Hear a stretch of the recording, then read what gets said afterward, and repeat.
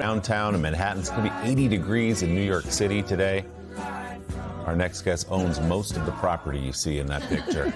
Time for a new edition of Brand Up, Brand Down. He is the host of the podcast On Brand with Donny Deutsch. He is the great Donny Deutsch. Donny, good morning. Good to see you, my friend. Great to be back. Great to be here. We're starting down No Pulitzer today. Prize here, by the way. No Pulitzer? No Pulitzer Prize. That may change after this segment. Okay, let's take a look. So let's start with the brand down for U.S. airports. What's going on here? Yes, they just did a recent survey. SkyTix did of the best airports in the world. The top-rated U.S. airport is 29th. It's LaGuardia. The top three or top five. LaGuardia. It's a new LaGuardia. LaGuardia's much better. The top five are all from Asia, Tokyo, Seoul, Hong Kong. The next four of the five are De Gaulle Airport, Istanbul, Rome. But 29th, and this is based on cleanliness, family-friendly, accessibility. But next time you're grousing in an airport, but if you're at LaGuardia, yay, number 29. I know. But it is much better. Let's take the positive spin. It is much better. better. And the top-rated airport, the top-rated hotel it's a long in the walk airport, to the gate, but it's San Francisco better. Hyatt. So you ever at San Francisco, stay at the Hyatt at the airport. Stay at the Hyatt. Walk to the gate. All right, let's go brand up Freddie Mercury. Yes, this is going. We could do the entire discussion on just this one. They polled 50 of the top music moguls and music artists. Who is the best vocalist of all time? Number one, Freddie Mercury. Number two, Aretha. We're going to debate this. Yeah. Number two, Aretha Franklin. Number three, Whitney Houston.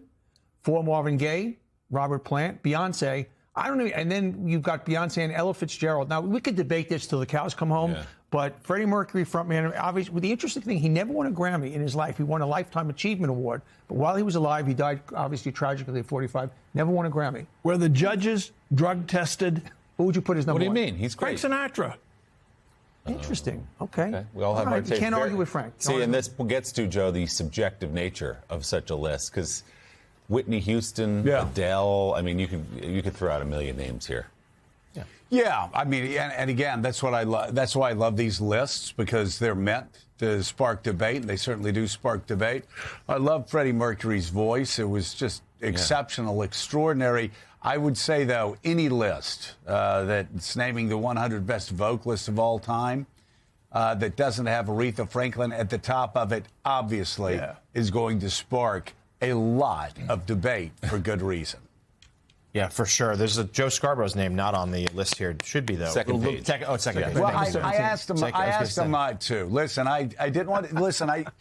I just do it as a side gig, and so I asked respectfully that my name be kept off of there, because they work really hard every day. They did their entire lives while I do this and just sort of stumble off. And considered maybe the second greatest vocalist in my own household. But Lemire, thank you for bringing that up. Very generous of spirit, to be sure. All right, Don, let's move on. Number three, you have bummed out Brits brand down. Explain what you mean. Yes, Gallup did a survey. This is a big brand down for bummed out Brits. Gallup did a survey. The most pessimistic country in the world, out of 139 countries, are the Brits. A lot of it has to do with their economy. When you ask people in Britain, was the economy going in the right direction, only 21% said yes. That's compared to 42% median internationally. I think a lot of it has to do with it's a tabloid culture. If you just look at the newspaper fronts of anywhere in Britain, it's just what's going wrong, what's going down. But very bummed out Britons, and that comes off the heels of a very triumphant visit from King Charles, of course. You know, Willie, I spent some time in London talking to economists, business people, reporters over the past year or so. And I will say it is, you talk to them, they talk about a marked change since Brexit. As one economist told me, pre-Brexit, every crazy person across Europe that had a crazy idea that was going to launch the next big thing, they used to always fly to London, set up business there, and launch it. And London really was, the capital of investment, certainly for Europe. Post-Brexit, man, things have gone down. They just don't feel that way anymore. And you talk to them, and they're, for the past year and a half especially, they have been especially downbeat. And a lot of them would say, we could have told you that this was going to happen, and here we are. But London's great. Come on, keep your heads up, Brits, our friends. All right, let's go back to Brand Up. pickleball. Why do you got Yes, pickleball in there? big brand up for pickleball. You know, it's actually a nice story. Obviously, Willie, this is something of interest to you with your dad, and I know you're on the Parkinson's Foundation, Michael J. Fox, as I am, the foundation. They're saying that obviously any activity, any sport for people with Parkinson's, if you can do 2.5 hours a week, it's great. But specifically pickleball for two reasons. It's very brain stimulating. It's a very quick hand-eye coordination, and it's a social sport. And one of the big problems with Parkinson's, obviously, is isolation and depression. So pickleball, they're saying, is very, very therapeutic for Parkinson's. Obviously, it depends on the stage you're at. But one more good news about pickleball. I like it. Yeah, you I saw know, that the story. interesting thing. Oh, I'm so sorry. You know, it's interesting, Willie. There's been a study about longevity that talks about the sports that are actually best for longevity. And oddly enough, I was very surprised. Racket sports are at the top of that list for a lot of different reasons: eye-hand coordination, moving around, socialization. But I was surprised ahead of running, ahead of a lot of different activities that you would think would be higher than racket sports. Yeah, and with pickleball, let's be honest, you don't have to be Novak Djokovic to play. There's not a ton of movement. You're just kind of stepping and punching. It's fun, but as Donnie says, importantly, it's the social side of it. Any racket sport, tennis, you're talking before and after, you're joking around unless you're a super serious player, which most of us aren't. I read that story about pickleball, too, in Parkinson's. That's a good connection. Why don't you take the next one, Mike? All right, so political science. You go to college, you spend money, put your kids through college, they major in political science. Losers? Not so good. Whoa. Well, we don't want to call them losers, but big brand down for pickleball. I mean,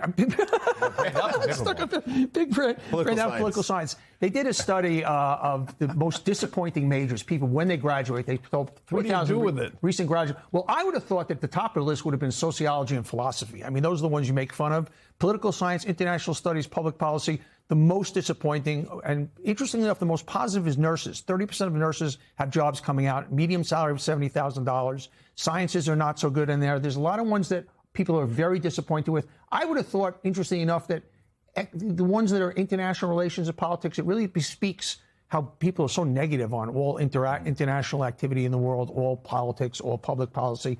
But I would not have thought it was worse. It was number one. Donnie, this next one I wholeheartedly agree with. It's so easy to text, to be in touch with your friends that way, and that's nice. But the importance of showing up, you deemed it doorbell friends, Brandon. Yeah, this is a new thing. Is doorbell friends?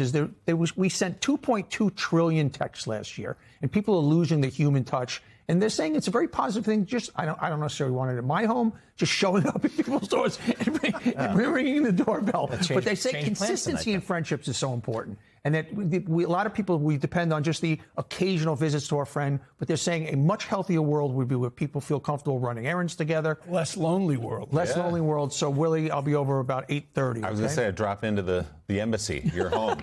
All right, let's go brand down. Florida's orange trees. What's going on? Yes, remember Anita Bryant in the 70s, Florida oranges? Yeah. Well, it's going in the wrong directions. It seems as if there's a disease that is really destroying oranges. There were 240 million 90-pound cases of oranges in 2003. It's down to 12.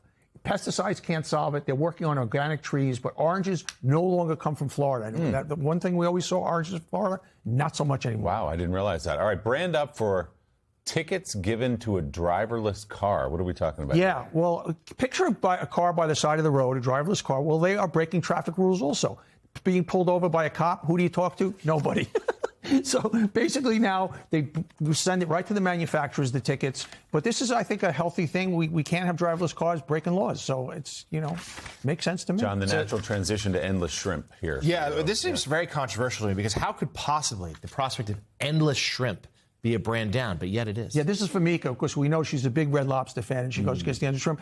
Endless shrimp put them out of business, actually. There was so many shrimp being eaten that they went I know, it's true. That they went Crazy. bankrupt, and they stopped having it in 2024, 25. They brought it back. Interesting enough, it's not spiking sales. A lot of it has to do with the economy. Lower income people middle income people who tend to go to Red Lobster are not showing up. High end restaurants are doing well. The lower end and the median end restaurants are not doing Let's well. combine these together, Willie, and just show up together at a Red Lobster for endless. Yes, let's do Doorbell it. friends at the Red They better not come for the bottomless breadsticks, though, because then we got a problem. Yeah. Then we got it at the Olive Garden. I love All the peel shrimp. Last one, brand down, Donnie. A sandal controversy. Yeah, I this didn't is realize. a brand down for Chanel. This is a salute to the stupidity of the Met Gala last night. One more let's put a video. I mean, there is sandals with no bottoms to the front of them. Talk about the ultimate brand down. Imagine wearing that on a New York subway. But it is Chanel. It was one of the most iconic brands in the world. They're coming up with a sandal that has just a heel and a strap around the ankle and no bottom to it. Is anyone actually going to wear that, though, Don, or is that just for the red carpet? I don't know. It's Chanel, and it's coming out this year. And once again, this is going to be a Hall of Fame brand. It's going to be great for podiatrists. There you go. Brand up podiatrist. See? You're thinking the right way, Mike. Donnie Deutsch, as always. Always thank a you, my pleasure. A friend. nice palate cleanser. The elusive Pulitzer will be headed your way soon, I'm sure. Coming up